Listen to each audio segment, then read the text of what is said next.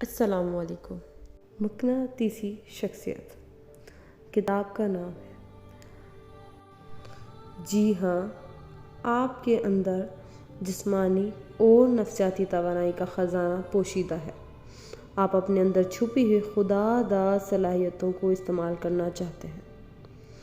میم الف کی یہ 2 حصوں پر مشتمل کتاب، جو کہ طب و نفسیات کا حقائق پر مبنی پیشکش ہے، جس کا میں نے مطالعہ کیا، اس کے پہلے ہی موضوع کا نام ہے ذہن لاشعور پر قابو پائیں۔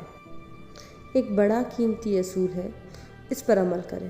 وہ یہ ہے کہ اگر آپ ایک سے زیادہ مسائل سے دوچار ہیں تو سب پر بیک وقت سوچ بچار نہ کریں۔ بیشتر حضرات ایسے ہی کرتے ہیں۔ یہ دراصل سوچ بچار یا غور نہیں، اسے پریشان ہونا اور کرنا کہتے ہیں۔ اس طرح مسائل پیچیدہ ہوتے ہیں اور یہ اذیت ناک بھی بن جاتے ہیں، بلکہ وہ مرحلہ آ جاتا ہے کہ آپ ان سے خوف کھانے لگتے ہیں۔ یہ کیفیت آپ کی جسمانی اور نفسیاتی صحت پر بہت برا اثر ڈالتی ہے۔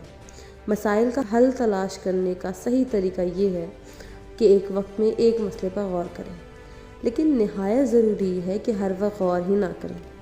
ایک وقت مقرر کریں، اپنا ایک مسئلہ سامنے رکھ لیں، اس کے ہر پہلو پر سوچیں، اپنے تعصبات، ہر دھرمی پسند ناپسند کو الگ رکھ دیں، پھر اسے بھول جائیں۔